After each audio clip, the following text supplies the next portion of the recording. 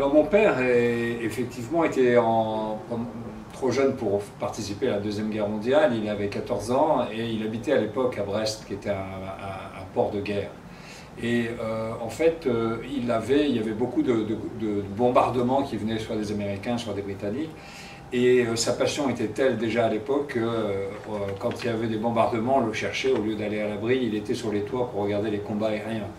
Donc sa passion a commencé comme ça. Et puis, après-guerre, il a commencé d'abord à faire des études d'opticien qui n'avaient rien à voir avec l'aviation. Et puis il s'est inscrit à l'aéroclub et c'était sa vraie passion. Et il a abandonné le métier d'opticien pour devenir pilote à 24 ans. Et voilà, c'est comme ça que ça a commencé.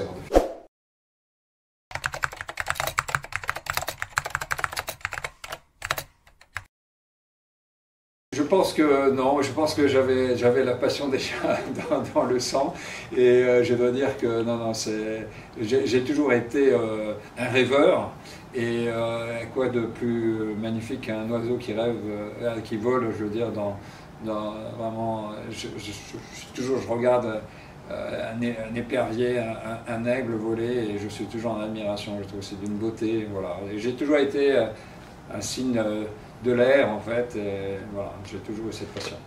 Dans ma famille, il y avait déjà beaucoup d'aviateurs, dont des gens très, enfin, qui ont commencé dans le premier conflit mondial, mais en fait,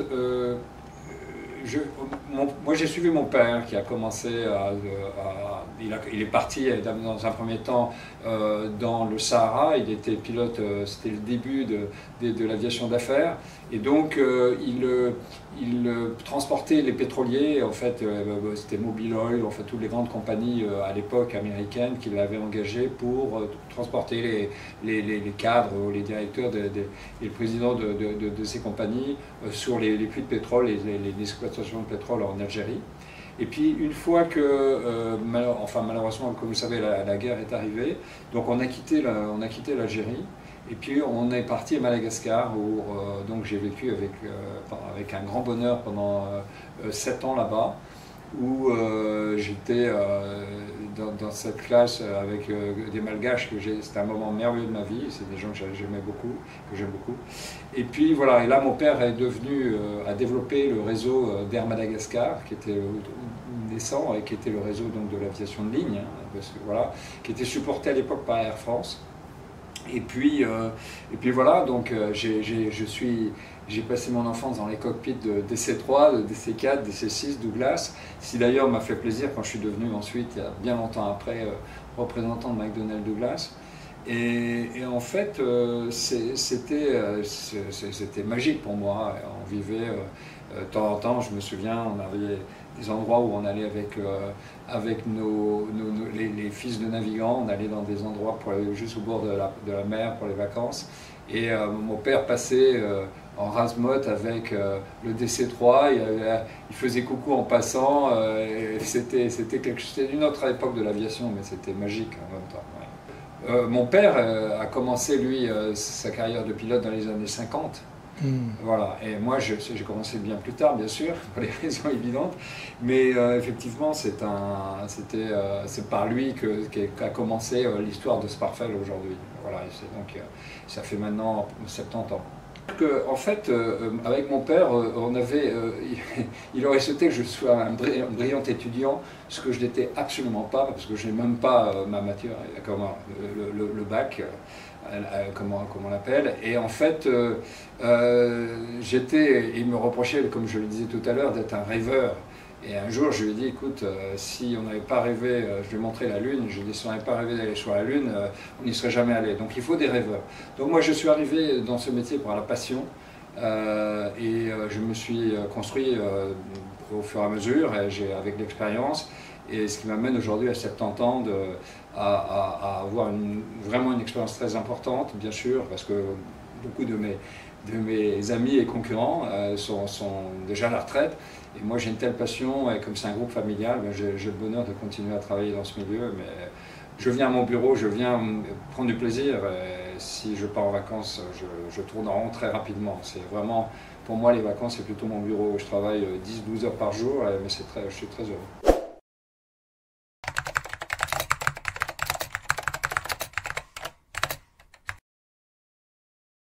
premier vol de ma compagnie, c'était, on va dire, au Portugal. Ensuite, on a développé une base à Paris, qui est devenue en peu de temps le leader de la plateforme à Paris. Et puis moi je suis bien sûr en Suisse et je suis devenu suisse et très fier d'être suisse. Je me suis installé ici il y a un quart de siècle, on va dire, 25 ans. Et j'ai développé le groupe d'une façon beaucoup plus importante à partir de Genève, et aujourd'hui avec les bases à Vienne, avec le rachat que j'avais fait avec Niki Loda, et puis Speedwing ici, et puis d'autres compagnies. Donc mais le premier vol s'est passé au Portugal, et j'ai beaucoup d'affection pour ce pays et beaucoup de respect pour la qualité professionnelle des Portugais.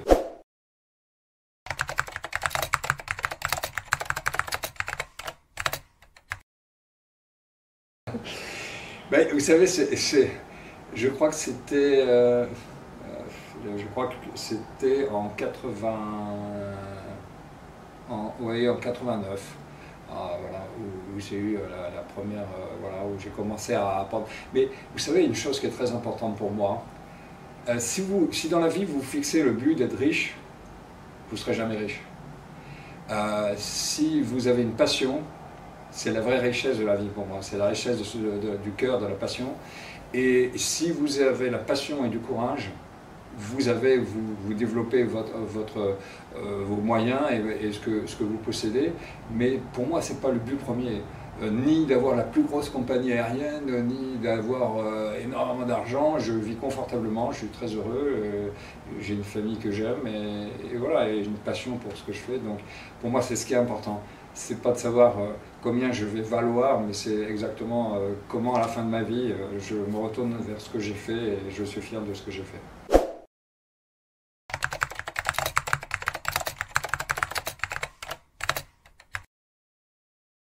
Pour mesurer le succès de la compagnie, pour moi, c'est la satisfaction des clients et la fidélité des clients. Pour moi, c'est la vraie valeur d'une compagnie.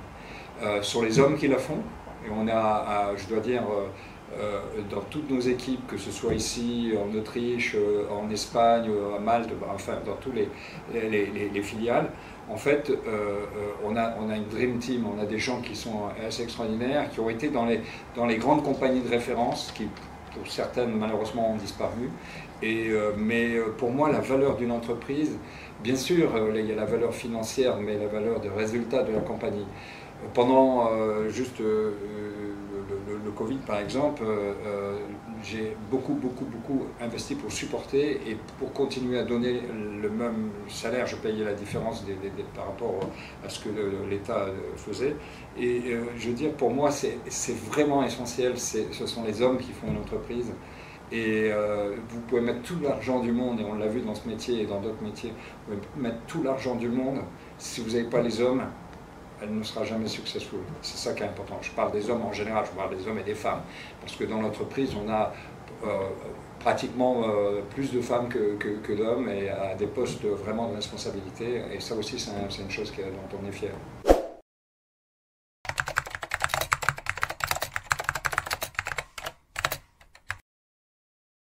Je suis absolument d'accord sur l'analyse, si ce n'est que pour célébrer, je prendrais plutôt du Macallan que du champagne.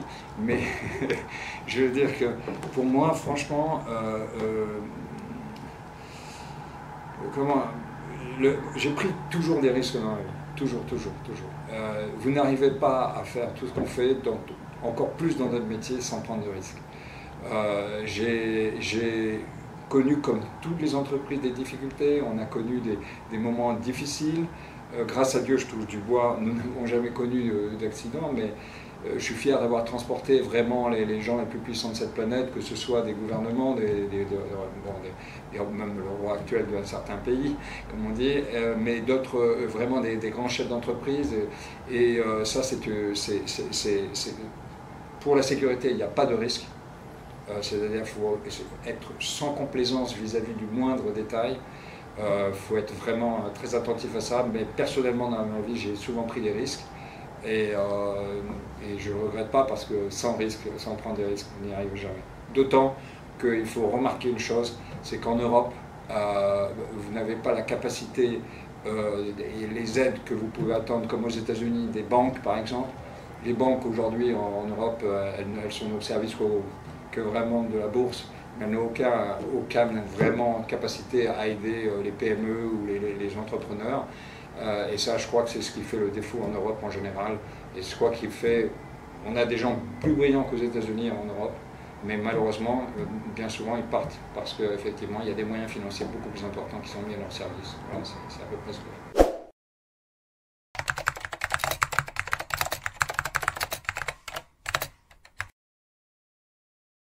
C'est parfait, c'est aujourd'hui 320 personnes le groupe, donc on a 35 appareils aujourd'hui, avec une croissance qui est, je vais dire, 2, 3, 4 appareils supplémentaires par an. Il faut savoir que pour moi, ce n'est pas un objectif d'avoir plus d'appareils. Mon objectif, c'est d'être reconnu comme une marque de qualité, d'excellence. Et je préfère rester à 35 avions qu'avoir, comme certains de mes concurrents, 150 avions, mais ils ne contrôlent plus aucune qualité. Donc c'est en ça que c'est vraiment important. Donc on est 330, 320, 330 personnes, et puis on a 35 avions. Et voilà, et en niveau du chiffre, je ne sais pas si on peut représenter, mais c'est plus de 250 millions de francs. Ouais.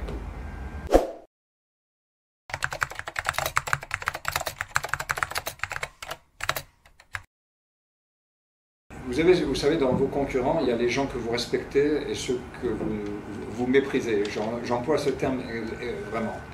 Que vous respectez, ce sont des gens vraiment qui pour moi sont des références, comme GlobalJet par exemple, qui sont des gens que je respecte, qui sont des grands professionnels, comme Albinati. Je parle de la place de Genève et des gens qui ont... je pense des gens comme Albinati, voilà, ce sont des gens qui sont mes concurrents, néanmoins des amis. Mais voilà, ce sont des gens que je respecte. À côté de ça, vous avez d'autres compagnies qui, à mon avis, n'ont pas la place parfois dans notre métier. Pourquoi? Parce que non seulement ils n'ont pas la qualité de service, mais au-delà de ça, ils ont, je dirais, une élasticité et une moralité qui ne correspond pas à mon éthique. Donc c'est important pour moi. L'honnêteté vis-à-vis des clients, l'honnêteté par rapport au travail qu'on fait. Et vous savez, les clients, c'est eux qui vous payent, et s'ils restent avec vous 20, 30 ans, ça prouve que vous avez su être loyal et honnête et avoir l'éthique face à eux. Voilà. Et comment votre compagnie intègre-t-elle les nouvelles technologies comme les drones par exemple? Drones par exemple, oui. Alors ça, on a différents éléments. On a au sein de notre groupe, on a un cercle de réflexion, on va dire, qui comprend le Chief Aviation Officer, qui s'occupe de la sécurité des vols bien sûr, le marketing, la vie, enfin quelques directeurs des filiales, et on se réunit régulièrement tous les trimestres.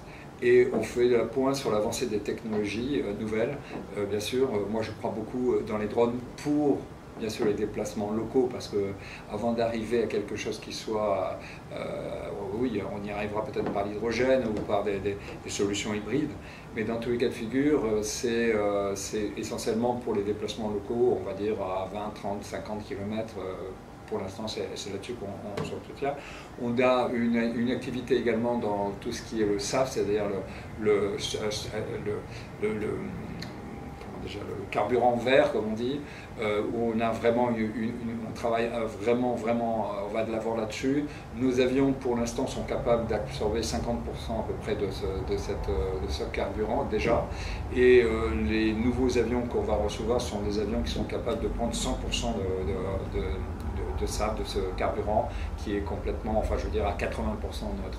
L'intelligence artificielle pour l'instant, effectivement, elle est dans la technologie qu'on utilise, elle est dans tout ce qui est IT au service de tous les salariés du groupe pour faciliter les échanges dans l'intergroupe. On n'est pas encore, ça arrive très très vite, ça a une accélération prodigieuse, mais je crois qu'on n'a pas encore on ne réalise pas le paramètre exceptionnel que apporte l'intelligence artificielle et que va apporter l'intelligence artificielle dans les années qui vont venir. Ça va changer beaucoup de choses, ça va être une révolution complète. Malheureusement, ça va être souvent au détriment des emplois dans beaucoup de choses et on le voit déjà. Mais en tout cas, aujourd'hui, on pense qu'effectivement, pour la sécurité des vols, ça va également apporter beaucoup de choses. Tout est relatif, pourquoi? Parce que si on regarde la sécurité des vols aujourd'hui, il faut savoir que l'année dernière, en 2023, il y a eu 4,5 milliards de passagers transportés par l'aviation commerciale, 4,5 milliards et il y a eu 73 morts. Donc vous imaginez que déjà le niveau de sécurité est extrêmement élevé. Mais je pense qu'on n'arrivera jamais, bien sûr, à zéro accident, ça n'existera pas. Mais je pense qu'on a déjà atteint un certain niveau. Mais ça ne fera qu'améliorer, en tout cas, la facilité, la sécurité des vols, ça c'est clair. Il y a eu des années malheureusement dramatiques, mais pas forcément liées, je dirais, à la qualité même des avions ou des équipages. À prendre, bien sûr, des accidents, enfin, comme le Malaysian Airlines qui est avec un missile ou qui disparaît. Mais je veux dire, globalement, on tourne entre... Le moyenné, depuis les 5 dernières années, c'est 250 morts dans l'aviation. Donc on a vraiment atteint, je dirais, c'est moins qu'un départ en vacances sur les routes de France, par exemple. Un grand week-end de vacances, je crois qu'on n'est pas loin de ce chiffre. Donc je pense qu'on a un secteur d'exception, mais il faut rester vigilant. Et c'est pour ça que je parlais des gens que je ne respectais pas parfois dans mon métier, parce que parfois ils n'ont pas cette préoccupation qui, moi, me tient à cœur depuis que je suis né, depuis que je suis dans les cockpits, parce que malheureusement à l'époque où j'avais 7, 8 ans, 10 ans, les avions, c'était des avions qui étaient beaucoup moins fiables. Il y avait bien sûr pas les systèmes de navigation performants avec les GPS, avec tout ce qu'on a aujourd'hui par satellite. Et donc j'ai vu beaucoup d'amis de mon père mourir et se cracher. Et donc moi c'est une obsession, c'est une obsession permanente, c'est la sécurité des vols.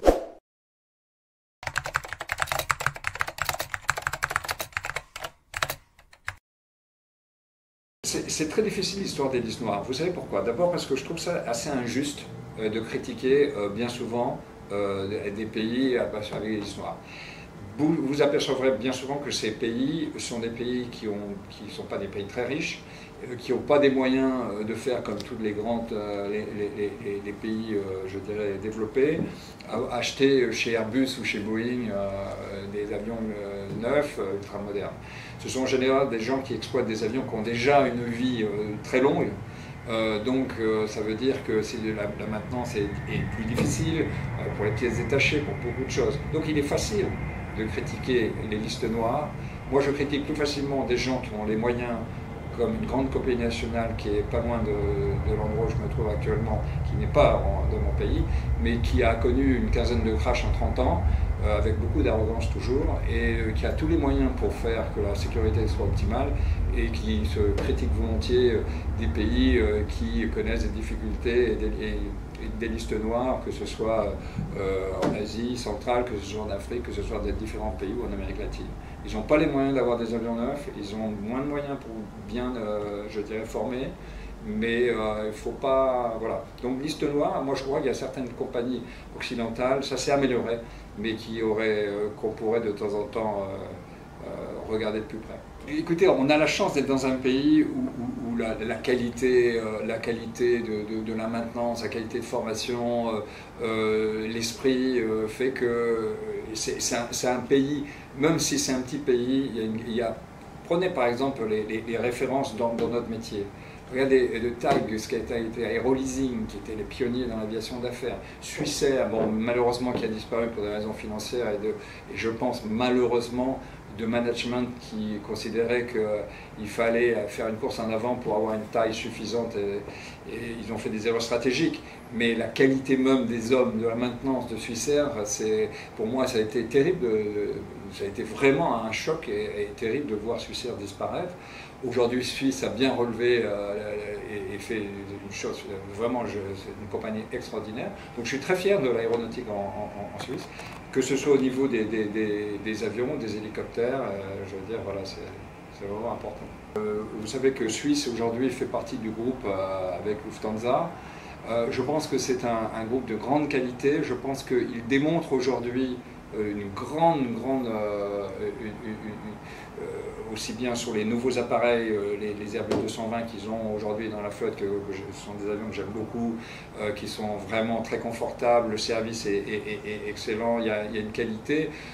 Je crois que j'aurais des difficultés à lui dire ce que je pourrais reprocher à Suisse. Franchement, bon, moi, c'est vrai que je suis connu pour ne pas être un grand fan d'EasyJet parce que je considère que c'est une compagnie également de qualité technique, mais je pense que ça a contribué à certainement améliorer beaucoup de voyages pour tout le monde, mais quand on m'attaque parce que je transporte des gens qui ont des moyens je veux dire, des hommes d'affaires, des grosses entreprises, des grandes corporations, je pense que bon, c'est un peu injuste parce qu'on considère que c'est une industrie du luxe, mais ce n'est pas une industrie du luxe, c'est une industrie qui contribue au développement économique, et c'est ça que je reproche un peu. Donc moi, je suis très heureux d'utiliser, je suis un grand utilisateur de Suisse. Pourquoi? Parce que d'abord, à mon âge, j'aime bien avoir un peu de place pour mes jambes et à voyager confortablement. Donc j'ai droit à prendre du business class. Et au lieu de prendre un avion de ma flotte, que j'utilise très rarement d'ailleurs, je fais partie des gens certainement qui en utilisent le moins, j'utilise Suisse et je suis très heureux. Et le business class, et voilà, c'est formidable.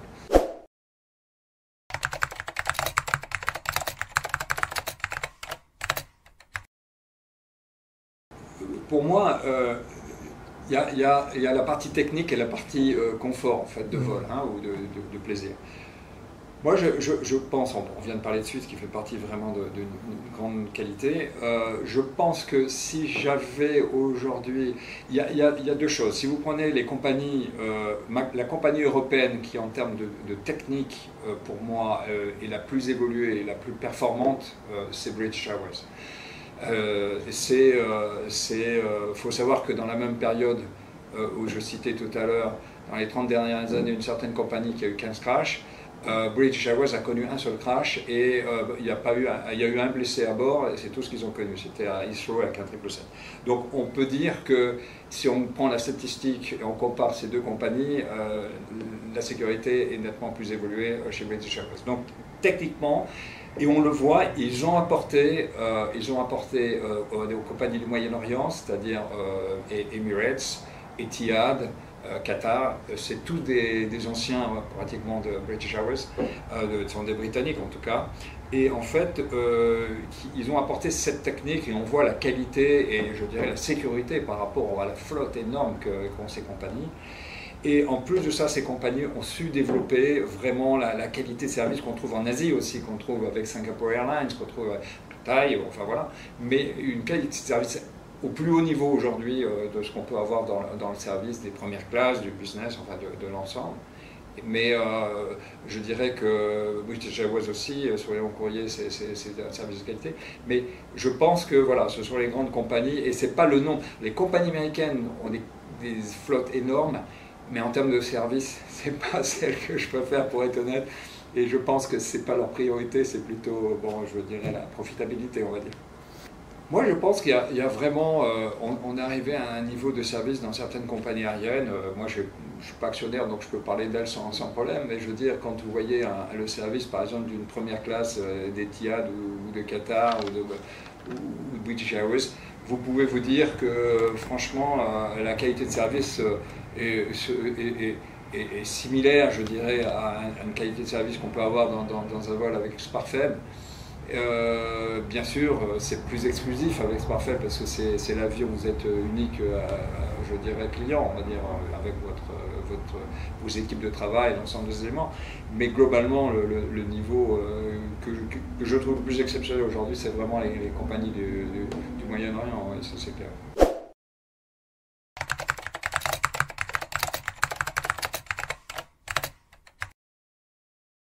Alors, c'est difficile, mais c'est difficile de parler de ça en général, parce qu'on a une grande... on est tenu à une... Bon, mais je peux dire que on a fait voler, je dirais, beaucoup de présidents, on a fait voler beaucoup de grands artistes, qui nous font confiance toujours aujourd'hui, que ce soit des grands acteurs. Et puis j'ai eu l'honneur, et c'est public, de faire voler beaucoup de fois le prince Charles, qui est devenu le roi. Et pour quelqu'un comme moi, pour un enfant que j'étais dans l'aviation, qui a commencé et qui n'est pas son bac, d'avoir été pour moi vigilant, encore une fois, parce qu'on transporte des gens qui sont vraiment... on a leur vie entre les mains, en fait, c'est quelque chose dont on a conscience. Encore une fois, on a des responsabilités, il faut être très attention, puis il ne faut pas s'emballer, parce que vous savez, transporter des gens connus, ce sont des gens qui ont... N'importe quel passager pour moi a la même valeur en termes de sécurité, mais on est bien sûr plus sous pression lorsqu'il s'agit de présidents. Je vais transporter des présidents des États-Unis, ex-président des États-Unis ou des choses comme ça, mais vous êtes dans un environnement où vous avez plus de pression. Mais pour nous, le niveau doit rester exactement le même pour tout le monde, le service aussi. Et donc, quelles sont les habitudes en définitive? Vous savez, je crois que c'est la discrétion, ça c'est très, très important. Il y a peu de gens qui sont capricieux, ou bon, on peut en avoir quelques-uns, et en général c'est les plus jeunes qui arrivent, qu'on appelle les nouveaux riches plutôt. Mais je dirais que vraiment l'essentiel de la clientèle est extrêmement discrète. Ils n'ont pas forcément envie d'un service exceptionnel, enfin de faire une fête spéciale. Ils veulent la sécurité, ça c'est sûr, et la discrétion, c'est essentiellement ce qu'ils recherchent. Et je crois que aussi, quand vous allez dans les grands aéroports aujourd'hui, prendre un avion de ligne, vous voyez qu'effectivement c'est devenu le transport est tellement, il y a tellement de gens dans les aéroports que je crois que ce qu'ils apprécient avant tout, c'est de pouvoir se dire bon, j'arrive avec ma voiture, je vais dans l'avion dans lequel je suis 5 ou 10 minutes après, en ayant passé bien sûr la douane et l'ensemble de la sécurité, et puis et je pars et il n'y a pas d'attente, et voilà, et c'est ce qu'on remarque aujourd'hui beaucoup des clients. Mais si vous voulez, ce que j'aime, c'est le respect des gens avec qui déjà je suis. Le respect est essentiel. Pour moi, encore une fois, ce que je veux dire, la valeur humaine, c'est pas la fortune qui fait la valeur pour moi. Et vous êtes un homme de grande qualité et j'ai beaucoup de plaisir à vous connaître et à travailler et à faire cette interview. Et j'ai des équipes, des gens exceptionnels dans mes équipes et des gens exceptionnels dans mes clients. Et bon, moi, quand je pars en voyage, en tout cas, comme je dis, je prends essentiellement la ligne. Mais quand je pars avec un avion du groupe pour travailler, on est proche. D'abord, je m'assieds dans le cockpit, parce que c'est ma place favorite dans un avion, de pouvoir être avec mes équipages et de pouvoir échanger et continuer à voir, parce que je continue, vous savez, je suis pilote plus d'hélicoptères. Mais j'aime bien échanger dans le cockpit, et puis j'aime prendre quelque chose de très discret, très froid, et puis voilà, mais facilement. Mais j'ai pas un sens vous voyez, au luxe, et surtout ne pas me prendre au sérieux, parce que c'est pas... Moi, mes grands-pères m'ont appris ça très jeune. Il ne faut pas se prendre au sérieux dans la vie, parce que la vie se rappelle à vous, et en général, elle vous donne de bonnes leçons. Et on le voit malheureusement dans ce monde de fou dans lequel on est. Aujourd'hui, les gens qui se sont pris bien au sérieux, aujourd'hui, ils connaissent beaucoup de problèmes. S'il y a une habitude, j'ai une obsession de la ponctualité, et c'est pour ça que je suis très suisse. J'ai une obsession de la ponctualité, je suis très attaché à la logistique. J'aime pas, dans mes avions pour mes clients et en général dans ma vie, faire en sorte que la logistique ne suive pas. Il est très très important qu'on prenne en considération l'ensemble des envies, des besoins, et c'est pas des caprices, mais vraiment, et la logistique est très très importante. Et je crois que c'est le côté britannique, parce que la logistique est très importante en Grande-Bretagne, et c'est dans ma culture aussi, parce que vous savez, j'ai une fesse britannique, comme on dit. Et c'est très important la logistique. Et moi, je sais qu'il y a une chose qui m'a bluffé un jour, j'ai fait la croisière inaugurale du Queen Mary 2 de New York à Southampton. Et on a débarqué du bateau. Entre le moment où on est sorti de notre cabine et toutes nos valises étaient sorties dans le couloir, et le moment où on est rentré dans la voiture, il s'est passé un quart d'heure sur un bateau où il y avait 2500 passagers. Et ça, je peux vous dire, c'est la logistique, c'est d'ailleurs ce qui fait la force des anglo-saxons par rapport, je dirais, aux pays latins. Ouais, c'est très important. Donc j'essaye d'avoir, j'ai une obsession de cette vraiment précision dans la logistique.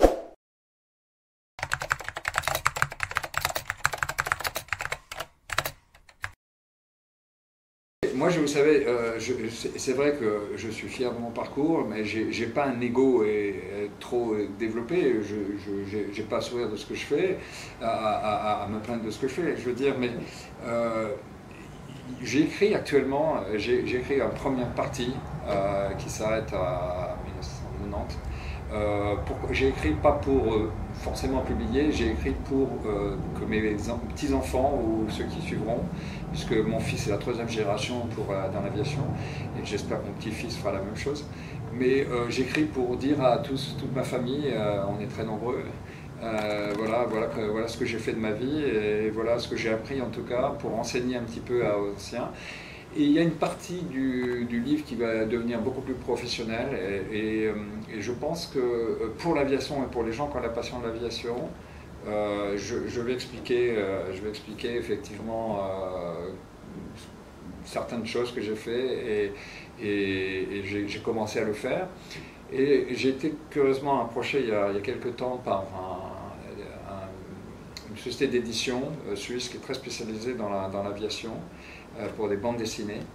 Et il y a je suis en train de parler avec un grand dessinateur qui est très connu, voilà, et qui souhaiterait éventuellement faire une bande dessinée sur l'histoire de ce gamin que j'étais, qu'on appelait Sparfelig, et qui en celte veut dire petit épervier, Sparfel donc, et Lig. Voilà, et faire une histoire pour les enfants, pour prouver que le rêve peut devenir réalité pour peu qu'on ait un peu de passion et de courage surtout.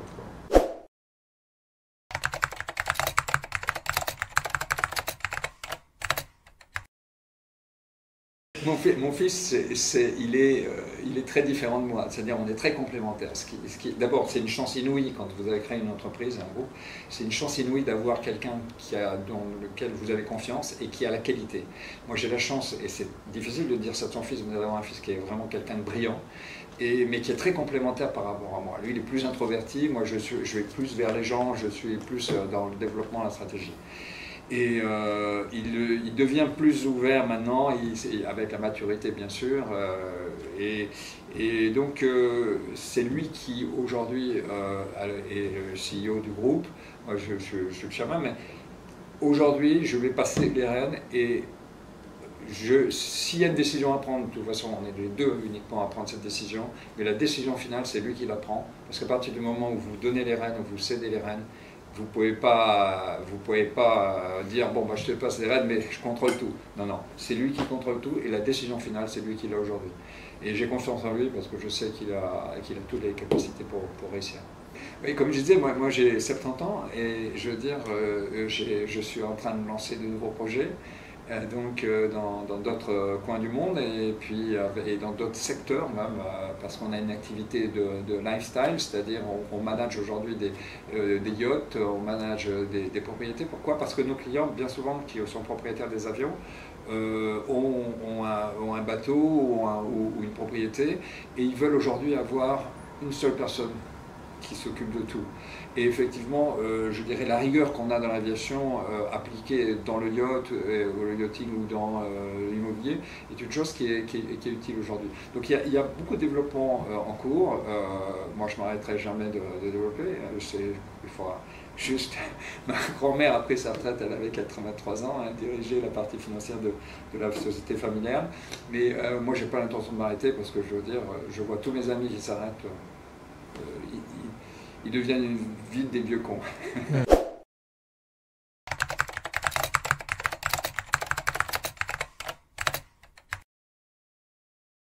Vous savez, j'ai fait un test de politique, ça a duré 3 mois. Je respecte beaucoup de gens, mais pour moi, je ne suis pas un homme trop de compromis. Et j'ai des convictions. Et je dois dire malheureusement que si je regarde l'ensemble des politiques, quels que soient les partis, je pense que ce que je constate, c'est qu'il y a peut-être 10% d'eux qui ont des vraies convictions. et 90% des autres qui sont là, je dirais, pour faire carrière, et donc c'est pas un milieu qui m'a beaucoup plu, pour être honnête. Bien que je fréquentais des gens qui étaient de qualité, mais je veux dire que la conviction, pour moi, c'est la seule chose. Et parfois, d'ailleurs, j'ai des combats, enfin des discussions houleuses avec beaucoup de mes amis, parce que voilà, j'ai des convictions et voilà, et je sais partager, j'ai tout à fait confiance de ce qui se passe en ce moment dans le monde, mais il vaut mieux pas en parler en général, quoi.